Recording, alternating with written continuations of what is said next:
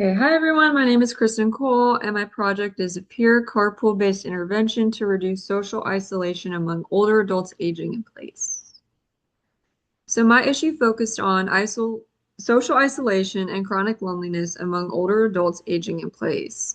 And research shows that about 1 in 5 older adults experiences chronic loneliness. So this is important because loneliness is strongly linked to negative outcomes like depression, cognitive decline, reduced quality of life, and increased mortality risk. One major finding being that social isolation is associated with a 32% higher risk of mortality and loneliness associated with a 14% higher risk mortality. This issue is especially relevant in late adulthood, where aging in place can increase isolation due to mobility limitations, transportation barriers, retirement is a huge one, and shrinking social networks. And what stood out to me most is that loneliness is not only emotional, but also shared and shaped by structural factors like access and mobility. And so my proposed solution was a peer carpool-based social connection program, which organizes weekly neighborhood carpool groups. About 4 to 5 older adults would participate who travel together. They'd go to places like senior centers, grocery stores, community events. And the idea is to create social interaction that's consistent. And the dual benefit would be two populations specifically benefiting, one being mobile retired adults aged 55 and older, being the volunteer drivers would help them gain a sense of increased purpose and structure plus the social engagement. And then also the homebound older adults would gain transportation access, consistent social connection, which is huge.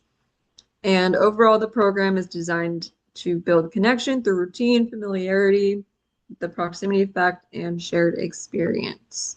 My slogan being everyone needs a team. So for research and theory, research does support this in several ways. The first being a study showing that having a sense of purpose in life is linked to better physical health, improved well-being, and lower levels of depression in older adulthood.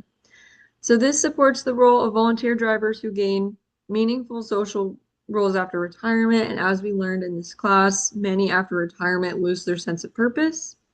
And so second, research shows that repeated and structured social interaction can actually reduce loneliness and improve well-being in older adults.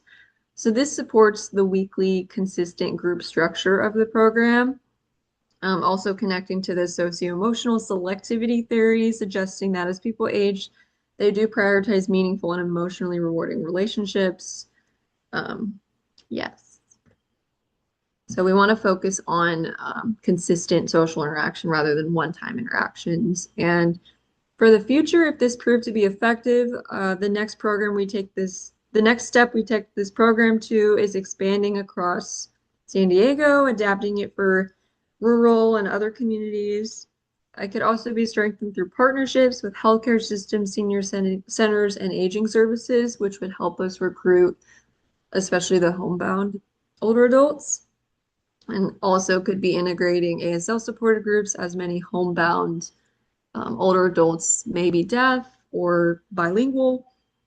And so long term, the goal would be to reduce loneliness as by addressing it as a public health issue, which would improve both independence and quality of life for older adults.